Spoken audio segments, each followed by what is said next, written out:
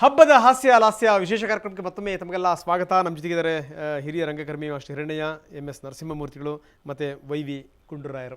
ಸಾಕಷ್ಟು ಮಾತಾಡಿದ್ವಿ, ಹಬ್ಬ ಹರಿದಿನಗಳು ಯಾವ ರೀತಿ ಇರ್ತವೆ, ಈಗಿನ ಹಬ್ಬಗಳು ಹೇಗೆ ಹಾದಿ ತಪ್ಪಿದೆ ಅಂತ. ಬನ್ನಿ ಮತ್ತೆ ನಾನು ಚರ್ಚೆನ ಮುಂದುವರಿಸ್ತಾ ಇದ್ದೀನಿ ಗುಂಡೂರಾಯರ ಜೊತೆಗೆ.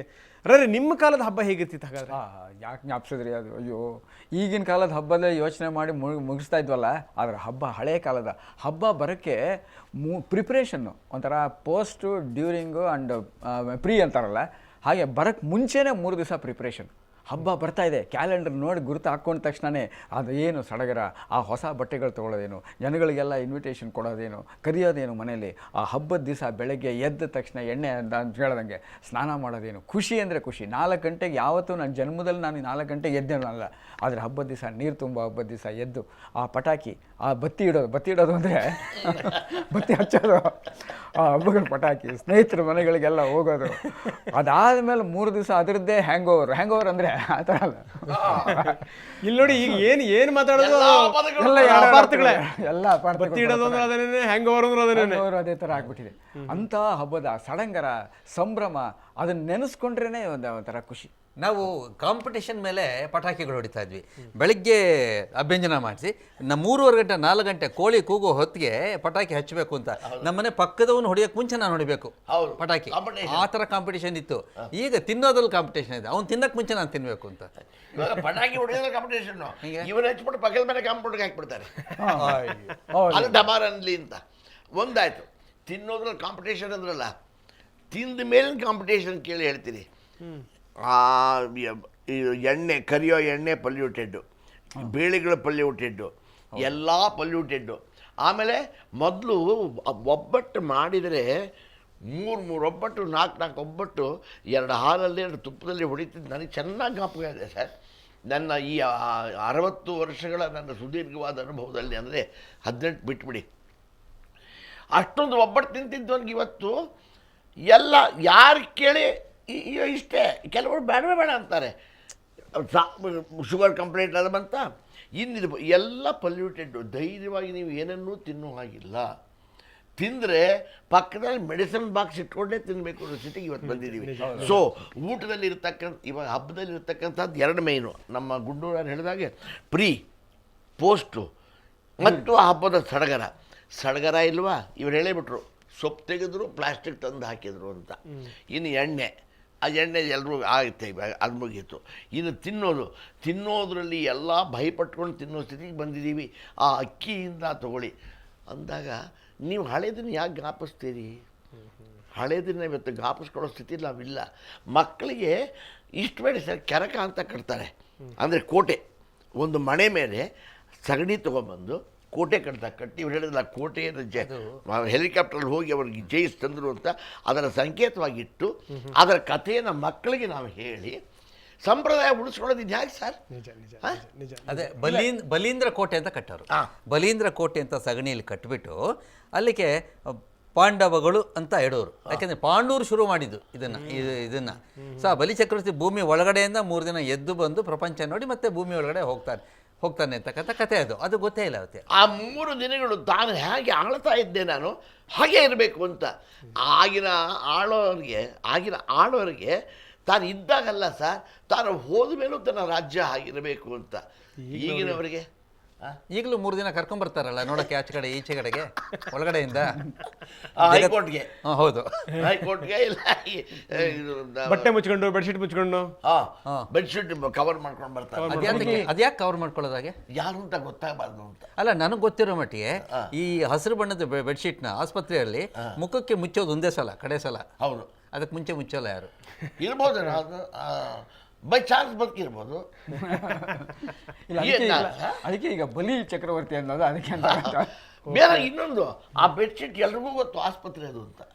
ಹೌದು ಅಲ್ವೇ ಅಲ್ಲ, ಕಾಲ ಬಂದ್ಬಿಟ್ಟಿದೆಯಲ್ಲ ಸರ್. ಈಗ ಹೊಸ ಬಟ್ಟೆ ಅಂದರೆ ಬಹುತೇಕ ಅದೇ ಇರಬೇಕೇನೋ ನಾವು.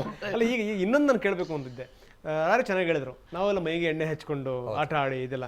ಈಗ ಏನಾಗಿದೆ ಅಂದರೆ, ಈಗ ಹೆಂಗೆ ನಾವು ಸ್ವೀಟ್ ಗಿಟ್ ತಿನ್ನೋದೆಲ್ಲ ತುಂಬ ಕಡಿಮೆ ಮಾಡಿಬಿಟ್ಟಿವೋ, ಹಾಗೆ ಮೈಗೆ ಎಣ್ಣೆ ಹಚ್ಕೊಳ್ಳೋ ಸಂಖ್ಯೆನೂ ಕಡಿಮೆನೇ. ಆದರೆ ಇವರಿಂದ ಆಯ್ಕೆಯಾಗಿ ಹೋಗಿರುವಂಥವ್ರು ಮೈಗೆ ಚೆನ್ನಾಗಿ ಎಣ್ಣೆ ಹಚ್ಕೊಂಡ್ಬಿಟ್ಟಿದ್ದಾರೆ. ಹೆಂಗೆ ತಪ್ಪಿಸ್ಕೊಳ್ಳೋದು ಅಂತ ಭಾಳ ಚೆನ್ನಾಗಿ ಗೊತ್ತಾಗಿದೆ. ಎಲ್ಲೋ ಅಪ್ಪಿ ಕೆಲವರು ಮಾತ್ರ ಸಿಕ್ಬಿಡ್ತಾರೆ ಅಂತ. ಹೌದು, ಎಲ್ಲರೂ ಸಿಕ್ಬಿಡೋದಿಲ್ಲ, ಕೆಲವರು ಮಾತ್ರನೇ. ಅದು ನಿಜವಾಗ್ಲೂ ಕಳ್ಳ ಅಂದರೆ ಯಾರು ಅಂತ ಒಂದು ಡೆಫಿನೇಷನ್ ಇದೆ. ಕಳ್ಳ ಅಂದ್ರೆ ಯಾರು ಅಂದ್ರೆ ಯಾರು ಸಿಕ್ಕಾಕೊಳ್ತಾನ ಅವ್ನು ಕಳ್ಳ ಅಂತ ಅಷ್ಟೇ. ಕಳ್ತನ ಮಾಡೋದವ್ನು ಕಳ್ಳ ಅಂತಲ್ಲ, ಅಲ್ಲ ಸಿಕ್ಕಾಕೊಂಡವ್ನು ಕಳ್ಳ ಅಷ್ಟೇ. ಯಾರು ಸಿಗಾಕೊಳ್ಳೋದೇ ಇಲ್ಲ, ಅವ್ರು ಸದಾಕಾಲ ಸತ್ಯವಂತರೇ. ಸದಾಕಾಲ ಸತ್ಯವಂತ. ಇವರು ಕೆಲವರು ಯಾತಕ್ಕೆ ಸಿಗಾಕೋತಾರೆ ಅಂದರೆ ಪದೇ ಪದೇ ಪದೇ ಒಂದೇ ಕಡೆ ಹಿಡಿತಾ ಇದ್ದಾಗ ಅಷ್ಟು ಜಾಗದಲ್ಲಿ ಎಣ್ಣೆ ಹೋಗಿರುತ್ತೆ ನೋಡಿ, ಅಂತ ಕಡೆನೇ ಹಿಡಿದಾಗ ಸಿಗಾಕೊಂಡ್ಬಿಡ್ತಾರೆ. ಅದಕ್ಕೊಂದು ಸಣ್ಣ ಕಥೆ ಇದೆ ಸರ್. ಏನು? ಒಂದ್ಸಲಿ ಒಬ್ಬ ಹೋಮ್ ಮಿನಿಸ್ಟ್ರು ಒಂದು ಜೈಲಿಗೆ ವಿಸಿಟ್ ಮಾಡಿದಂತೆ. ಎಲ್ಲ ಕೈದಿಗಳನ್ನೆಲ್ಲ ಮಾತಾಡ್ಸ್ಕೊಂಡು ಬಂದ. ಕೈದಿ ನಂಬರ್ 1 ಅಂತ ಹಿಂಗೆಲ್ಲ ಹೋದ ತಕ್ಷಣ, ಏನಪ್ಪ ನೀನೇನು ಏನು ಅಪರಾಧ ಮಾಡಿದ್ಯಾ? ನಾನು ಏನೂ ಅಪರಾಧ ಮಾಡಿಲ್ಲ ಸ್ವಾಮಿ, ಸುಮ್ಮನೆ ತಂದು ಹಿಡ್ದು ಹಾಕ್ಬಿಟ್ಟಿದ್ದಾರೆ, ನಾನು ನಿರಪರಾಧಿ ಅಂದ. ಸರಿ, ಓಕೆ. ಇನ್ನೊಂದು ಕೈದಿಗೆ ಹೋದ, ನಾನೇನು ಅಪರಾಧ ಮಾಡಿಲ್ಲ ಸ್ವಾಮಿ, ಸುಮ್ಮನೆ ಕೊಲೆ ಕೇಸ್ ತಂದು ಹಾಕ್ಬಿಟ್ಟಿದ್ದಾರೆ. ಸರಿ, ಮಾಡಿಲ್ಲ. ನೀನೇನು ಅಪರಾಧ ಮಾಡಿಲ್ಲ, ಕಳ್ತನ ಮಾಡಿದೆ ಅಂತ ಹಾಕ್ಬಿಟ್ಟಿದ್ದಾರೆ, ನಾನೇನು ನಿರಪರಾಧಿ. ಒಬ್ಬ ಮಾತ್ರ, ನಿಜವಾಗ್ಲೂ ನಾನು ಹೆಂಡ್ತಿನ ಕೊಲೆ ಮಾಡಿದೆ, ಇನ್ಯಾವುದೋ ಮನೆ ದರೋಡೆ ಮಾಡಿದೆ, ನಾನು ಭಾಳ ಪಶ್ಚಾತ್ತಾಪ ಪಡ್ತಾಯಿದ್ದೀನಿ, ನಿಜವಾದ ನಾನು ಅಪರಾಧಿ ಅನ್ನಂತೆ. ತಕ್ಷಣ ಹೋಮ್ ಮಿನಿಸ್ಟ್ರು ಜೈಲರ್ಗೆ ಹೇಳಿದಂತೆ, ಮೊದಲು ಇವನನ್ನು ಬಿಡುಗಡೆ ಮಾಡಿಬಿಡಿ, ಇಲ್ಲದೇ ಇದ್ರೆ ಈ ನಿರಪರಾಧಿಗಳನ್ನೆಲ್ಲ ಇವನ್ನ ಹಾಳು ಮಾಡಿಬಿಡ್ತಾನೆ.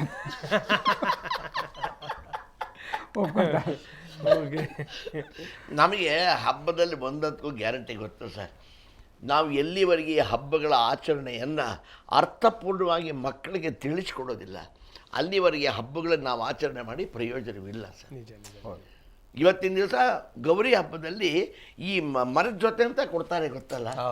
ಆ ಮರದ ಜೊತೆ ಕೊಡೋದು ಇವತ್ತು ಮರದ ಜೊತೆ ಕೊಡೋ ಅಗತ್ಯ ಇಲ್ಲ, ಯಾಕೆಂದರೆ ಮರಗಳ ಉಪಯೋಗವೇ ಇಲ್ಲ. ಹೌದು. ರಸ್ತೆ ಮರಗಳು ಬಿಟ್ಬಿಡಿ, ಅದನ್ನು ಯಾವತ್ತೋ ಕಡೆ ಮುಗಿಸಿದ್ರಲ್ಲ, ಮನೇಲಿ ಕೊಡೋ ಮರಗಳು. ಹಾಗಾಗಿ ಹೇಗೆ ಮರಗಳು ಹೋದ ಜೊತೆಗೆ ಗೌರಿ ಹಬ್ಬದ ಆ ವೈಭವನೂ ಹೋಯಿತು, ಹಾಗೆ ನಾಳೆ ದಿವಸ ನಿಮಗೆ ಈ ಹಬ್ಬಗಳ ಅರ್ಥವನ್ನು ನಾವು ಮಕ್ಕಳಿಗೆ ಹೇಳದೆ ಹೋದರೆ ಎಲ್ಲ ಹೋಗೇ ಬಿಡುತ್ತೆ ಸರ್. ನನ್ನ ದೃಷ್ಟಿಯಲ್ಲಿ ಮಕ್ಕಳನ್ನ ಕೂರಿಸ್ಕೊಂಡು ಅದಕ್ಕಾಗಿ 10 ನಿಮಿಷ ವೇಸ್ಟ್ ಮಾಡಿ, 15 ನಿಮಿಷ ವೇಸ್ಟ್ ಮಾಡಿ, ವೇಸ್ಟ್ ತಾನೇ ಮಾಡಿ. ಮತ್ತೆ ನಮ್ಮ ಮಕ್ಕಳು ಇವತ್ತು ನಮ್ಮ ಹಳೆಯ ಸಂಪ್ರದಾಯ ಅಥವಾ ಈ ಹಬ್ಬ ಹರಿದಿನ ಇದಕ್ಕೆ ಸಂಬಂಧಪಟ್ಟ ಕೇಳಕ್ಕೆ ಅವರು ತಯಾರಾಗಿರಲ್ಲ. ಆಮೇಲೆ ತಂದೆ ತಾಯಿಗಳಿಗೂ ಗೊತ್ತಿರಲ್ಲ ಬಹುತೇಕರಿಗೆ ಅಂತ. ಇಲ್ಲ, ಗೊತ್ತಿರಲ್ಲ. ಇಲ್ಲ, ಮಕ್ಕಳನ್ನೇ ಬ್ಲೇಮ್ ಮಾಡೋಕ್ಕಾಗಲ್ಲ, ಅವ್ರಿಗೆ ನಮಗೆ ಗೊತ್ತಿರಲ್ಲ ಅನ್ಸರ್. ಒಂದು ತಂದೆ, ನಾನು ನೋಡ್ದಂಗೆ ನಮ್ಮ ರಿಲೇಟಿವ್ ಒಬ್ರು ಇದ್ದಾರೆ, ಅವ್ರ ಮಕ್ಕಳಿಗೆ ಎಷ್ಟು ಚೆನ್ನಾಗಿ ಹೇಳ್ತಿರ್ವಿ, ಮೊರ ಅಂತ ಹೇಳಿದ್ರಲ್ಲ ಸರ್, ಭಾಳ ಚೆನ್ನಾಗಿದೆ. ಆ ಮೊರದ ಸಿಂಬಾಲಿಕ್ ಹೇಳ್ತಿದ್ರು. ಮೊರ ಯಾವ್ದಾರು ತೊಗೊಳ್ಳಿ, ಅದ್ರೊಳಗೆ ಇರೋದು ಏನು ದವಸ ಧಾನ್ಯ ಎಲ್ಲ ಹಾಕಿ ಹಿಂಗೆ ಮಾಡಿದಾಗ ಅದ್ರೊಳಗೆಲ್ಲ ಹೊಸ ಕಸ ಕಡ್ಡಿ ಅದೆಲ್ಲ ಹೊರಗಾಗಿ ಒಳ್ಳೆ ಫೈನ್ ಪಾರ್ಟಿಕಲ್ಸ್ ಇಟ್ಕೊಳ್ತೀವಲ್ಲ, ಅದಕ್ಕೆ ಏನಂತೀರಪ್ಪ ಅಂತ ಕೇಳಿದ್ರು. ಕೇರ್ ಅದು ಅಂತ, ಅದು ಕನ್ನಡ ಪದ ಅಲ್ಲ, ಇಂಗ್ಲೀಷ್ ಪದ. You have to take care ಅಂತ.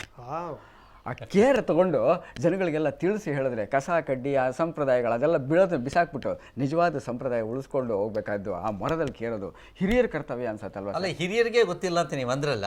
ಮೊನ್ನೆ ಮಹಾತ್ಮ ಗಾಂಧಿ ಜಯಂತಿ ದಿನ ಏನಾಯ್ತಪ್ಪ ಅಂದರೆ, ಒಂದು ಮಗು ಕೇಳ್ತು, ಟೀಚರ್ ಈ ಮಹಾತ್ಮ ಗಾಂಧಿ ತಲೆಯಲ್ಲಿ ಕೂದಲೇ ಇಲ್ಲ, ಏನಾಯ್ತು ಅಂತ. ಇಂದು ಯಾವ ಪುಸ್ತಕದಲ್ಲೂ ಸಿಗಲ್ಲ ಸರ್ ಇದು, ಏನಂತ ಹೇಳ್ತೀರಿ, ತಲೆಯಲ್ಲಿ ಕೂದಲಿಲ್ಲ. ಆಗ ಭಾಳ ಯೋಚನೆ ಮಾಡಿ, ಈ ಕೂದಲು ಅಂತಕ್ಕಂಥದ್ದು ಸುಳ್ಳು, ಅದು ಸತ್ಯ ಅಲ್ಲ, ಅದು ಯಾವತ್ತಿದ್ರೂ ಬಿಟ್ಟು ಹೋಗುವಂಥದ್ದು. ಮಹಾತ್ಮ ಗಾಂಧಿ ಸದಾ ಸತ್ಯವನ್ನೇ ಹೇಳ್ತಾ ಇದ್ರು, ಆದ್ದರಿಂದ ಈ ಸುಳ್ಳು ಅನಿಸ್ಕೊಂಡು ಕೂದಲೆಲ್ಲ ಬಿಟ್ಟು ಹೋಗ್ಬಿಡ್ತು, ಸತ್ಯ ಅವರು, ಆದ್ದರಿಂದ ಕೂದಲು ಬಿಟ್ಟು ಹೋಯ್ತು ಅಂತ ಹೇಳಿದಾಗ ಮಗುಗೆ ಅರ್ಥ ಆಗೋಯ್ತಂತೆ. ಗೊತ್ತಾಯ್ತು. ಏನು ಗೊತ್ತಾಯ್ತು ಅಂದಾಗ, ನಿಮ್ಮ ಜಡೆಯಲ್ಲಿ ತುಂಬ ಕೂದಲು ಯಾಕಿದೆ ಅಂತ ಈಗ ಗೊತ್ತಾಯ್ತು ಅಂತ ಮಗು.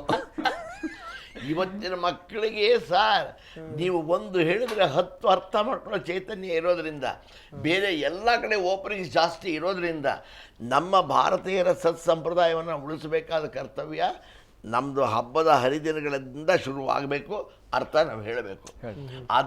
ಅದು ಬಿಟ್ಟು ಸುಮ್ಮನೆ ನಿಂತಿಲ್ಲ. ಹಂಗಾದ್ರೆ ತಂದೆ ತಾಯಿಗಳಿಗೆ ಅಂತ ಒಂದಿಷ್ಟು ಕ್ಲಾಸ್ ತಗೋಬೇಕು ಸರ್. ಹಂಗಾರೆ ತಗೊಳ್ಳಬೇಕು.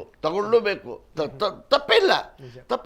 ಇವಾಗ DVG ಅವ್ರ ಬಗ್ಗೆ ಮೊದಲು ಅಪ್ಪ ಅಮ್ಮ ತಿಳ್ಕೋಬೇಕು, GP ರಾಜರತ್ನಂ ಬಗ್ಗೆ ಮೊದಲು ಅಪ್ಪ ಅಮ್ಮ ತಿಳ್ಕೋಬೇಕು. ಅವರು ಬರೆದಿರೋದು ಮಕ್ಕಳ ಸಾಹಿತ್ಯ ಇರ್ಬೋದು.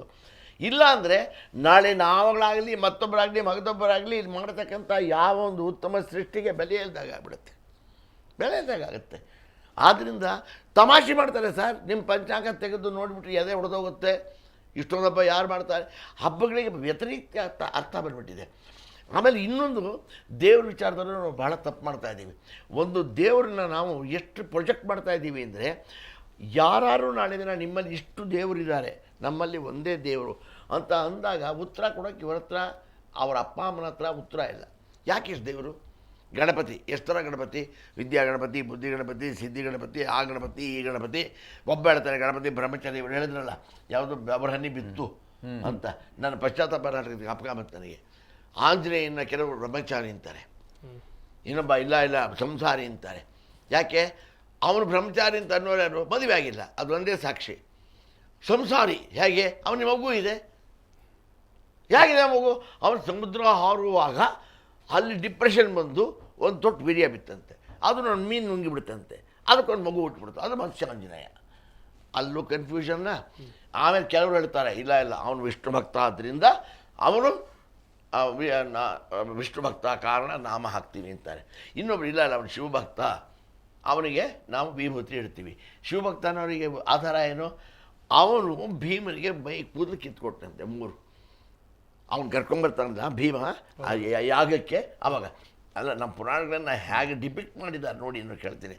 ಆ 3 ಕೂದಲು, ಒಂದು ಕೂದಲು ಹಾಕಿದರೆ ಕೋಟಿ ಲಿಂಗ ಹುಟ್ಟೋದಂತೆ. ಅವನು ಕೋಟಿ ಲಿಂಗ ಖರ್ಚನೆ ಮಾಡಿ ಇವನು ಫಾಲೋ ಮಾಡಬೇಕು ಭೀಮನ್ನ. ಅಷ್ಟು 3 ಕೂದಲು ಮುಗಿಯೋದ್ರಲ್ಲಿ ಯಾಗಶಾಲೆ ಒಳಗಿರ್ಬೇಕು ನೀನು ಅಂತ ಹೇಳಿದ್ರಂತೆ. ಇವನು ಆಂಜನೇಯ 3 ಕೂದಲು ಪಾಪ ಕಿತ್ಕೊಟ್ಟ, ತಮ್ಮ ತಾನೆ ಭೀಮ, ಅವನಿಗೆ ಹೆಲ್ಪ್ ಆಗಲಿ ಅಂತ. ಒಂದು ಕೂದಲಿನಲ್ಲಿ ಕೋಟಿ ಲಿಂಗ ಇರಬೇಕಾದ್ರೆ ಅವನು ಹೇಗೆ ವಿಷ್ಣು ಭಕ್ತ? ತಿರ್ಗಾ ಕನ್ಫ್ಯೂಷನ್. ನನ್ನ ಮೊಮ್ಮಕ್ಕಳು ಇದನ್ನು ಕೇಳಿದಾಗ ನನಗೆ ಅನ್ನಿಸ್ತು, ನಾವು ದೇವ್ರ ಬಗ್ಗೆ ಅವನು ಏಕೋಭವತಿ, ಒಂದೇ ಶಕ್ತಿ ಅವನು ಅನ್ನೋದನ್ನು ನಾವು ಈ ಹಬ್ಬಗಳಿಂದ ಶುರು ಮಾಡಿ ಹೇಳ್ಕೊಟ್ರೆ ನಾವು ತಪ್ಪೇನಿದೆ? ಆಮೇಲೆ ಹಬ್ಬದ ಆ ಸಡಗರ ತನಗೆ ತಾನೇ ಕಡಿಮೆ ಆಗಿದೆ ಅನ್ನೋದು ಒಂದು ತಿಳ್ಕೊಳ್ಳಿ. ಈಗ ನಾವು ಎಲ್ಲ ಕಡೆಯೂ ನಮ್ಮ ಕಾಲ ಭಾಳ ಹಿಂದಿನ ಕಾಲ ಅಂತಲೇ ಹೇಳೋದು, 30-40 ವರ್ಷ ಹಿಂದೆ ಹೋದರೆ ಈ ಪಟಾಕಿ ಹಬ್ಬಕ್ಕೆ ಮುಂಚೆ ಒಂದು 4-5 ದಿನಗಳ ಮುಂಚೆನೇ ಪಟಾಕಿ ಸದ್ದು ಶುರು ಆಗ್ಬಿಡುತ್ತೆ ಎಲ್ಲ ಕಡೆ. ನಿನ್ನೆ ಮೊನ್ನೆ ಎಲ್ಲ ಶುರು ಆಗಿರೋದು. ಈಗ ಆಕ್ಚುಲ್ ಆಗಿ ಈಗ ನಿನ್ನೆ ಆಮೇಲೆ ಇತ್ತೀಚೆಗಂತೂ ಎಲ್ಲದಕ್ಕೂ ಪಟಾಕಿ ಹೊಡಿತಾರೆ ಸರ್. ಈ ಬೇಸರ ಆದ್ರೂ ಪಟಾಕಿ ಹೊಡಿಯೋದು, ಸಂತೋಷ ಆದ್ರೂ ಪಟಾಕಿ ಹೊಡಿಯೋದು, ಯಾರು ಹೋದ್ರೂ ಪಟಾಕಿ ಹೊಡಿಯೋದು, ಮತ್ತೆ ಯಾರೋ ಗೆದ್ರೆ ಪಟಾಕಿ, ಯಾರನ್ನೋ ಜೈಲ್ಗೆ ಹಾಕಿದ್ರೆ ಪಟಾಕಿ, ಹೌದು, ಅವ್ರನ್ನ ಬಿಡುಗಡೆ ಮಾಡಿದ್ರೆ ತಿರ್ಗಾ ಪಟಾಕಿ, ಅವರು ಬಿಡುಗಡೆ ಮಾಡಿದ್ರೆ ಪಟಾಕಿ, ಜಾಮೀನು ಸಿಕ್ಕಿದ್ರೆ ಪಟಾಕಿ. ಅದೇನಾಗುತ್ತೆ ಅಂದರೆ ಈ ಪಟಾಕಿ ಕಾಂಟ್ರಾಕ್ಟ್ ಒಬ್ರು ಕೊಟ್ಬಿಟ್ಟಿರ್ತಾರೆ, ಅವ್ರಿಗೊಂದು ಆಪರ್ಚುನಿಟಿ ಬೇಕು. ಇಂಥವ್ರನ್ನ ಜೈಲಿಗೆ ಹಾಕಿದ್ರೆ ಹೊಡಿ ಪಟಾಕಿ, ಬಿಡುಗಡೆ ಆಯ್ತಾ ಹೊಡಿ ಪಟಾಕಿ, ಅವ್ರಿಗೆ ಪಟಾಕಿ ಹೊಡಿಯೋದಷ್ಟೇ ಅವ್ರಿಗೆ ಕೆಲಸ. ಅವ್ರಿಗೆ ಇದಕ್ಕಾದರೂ ಸರಿ ಅದಕ್ಕಾದರೂ ಸರಿ ಆ ಥರ. ಓಕೆ, ಆ ಥರ ಈ ಕೆಲವು ಪಾನಿಪುರಿ ಅಂಗಡಿಗಳೆಲ್ಲ ರೆಡಿ ಮಾಡಿರ್ತಾನೆ ಇದೆಲ್ಲ, ನೀವು ಯಾವ್ದು ಬೇಕೋ ಅದನ್ನು ಹಾಕಿ ಕಲಿಸ್ಕೊಟ್ಬಿಡ್ತಾನಲ್ಲ, ಆ ಟೈಪ್ ಅವ್ರು ಇಟ್ಕೊಂಡಿರ್ತಾರೆ. ನೀವು ಸಂತೋಷ ದುಃಖ ವ್ಯಕ್ತಿನ ನೀವು ಆಯ್ಕೆ ಮಾಡ್ಕೋಬೇಕಷ್ಟೇ. ಸರ್ ನೀವು ಹೇಳ್ತಾ ಇರ್ತೀರಲ್ಲ ಕಲ್ಲು ಹೊಡಿತಾ ಇದ್ದ ಯಾವ್ದಾದ್ರು ಸ್ಟ್ರೈಕು ಅಂತ, ಕಲ್ಲು ಹೊಡಿತಾ ಇದ್ದಾಗ ಪೊಲೀಸ್ ಯಾಕೆ ಹೊಡಿತಾ ಇದೆಯಪ್ಪ ಅಂದ್ರೆ ನನಗೇನು ಗೊತ್ತು ಅಂತ. ಹಂಗೆ ಕತೆ. ನಿಲ್ಸ 10 ರೂಪಾಯಿ ಕೊಡಿ ನಿಲ್ಲಿಸ್ತೀನಿ. ಯಾಕೆ ಹೊಡಿಯೋಕೆ 10 ರೂಪಾಯಿ, ಅವನು 5 ರೂಪಾಯಿ ಕೊಟ್ಟಿದ್ದಾರೆ ಹೊಡಿಯೋಕ್ಕೆ, ನಿಲ್ಸಕ್ಕೆ 10 ರೂಪಾಯಿ ಕೊಡಬೇಕು. ಡಿಮ್ಯಾಂಡು.